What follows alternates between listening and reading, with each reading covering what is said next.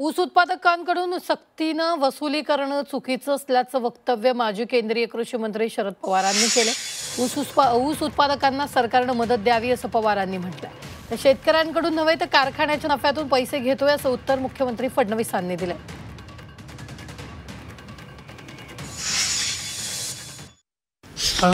आश्चर्य असं वाटतं की राज्य सरकारने नुकसान ज्यांचे झालं त्यांना मदत करायच्या ऐवजी सगळ्या ऊस उत्पादनाकरून एक मोठी रक्कम मुख्यमंत्री निधीच्यासाठी घेण्याचा निर्णय त्यांनी घेतलेला आहे। ज्या वेळेला ऊस उत्पादकांना मदत द्यायला हवी त्यावेळी त्याच्याकडनं सक्तीनं वसुली करणं हे अत्यंत चुकीचं आहे। ते आणि मुख्यमंत्र्यांच्या कानावर घालू आणि या निर्णयाचा त्यांनी फेरविचार करावा अशी आग्रहाची विनंती त्यांना करू।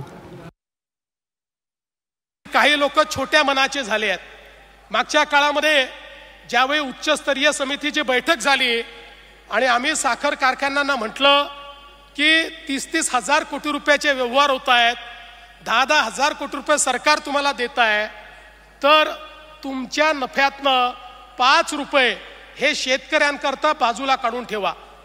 ते काय FRPतनं मागितले नव्हते।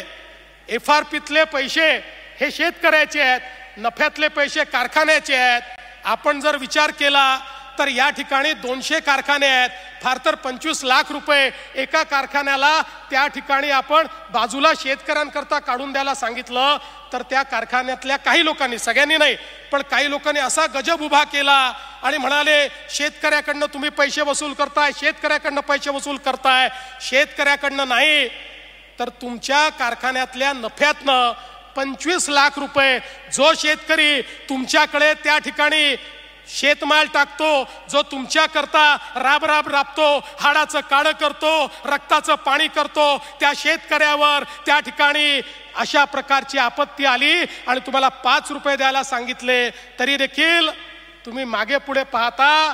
आता असे काही कारखाने मी शोधून काढले आहेत ज्यांच्याकडे शेतकऱ्याचा काटा मारला जातो। आता त्यांना मी दाखवणार आहे की तुम्ही शेतकऱ्याचा काटा मारून मारून या ठिकाणी पैसा जमा करता आणि शेतकऱ्याकरता 25 लाख रुपये द्या म्हटलं तर तुम्हाला त्या ठिकाणी देण्याची दानत नाहीये।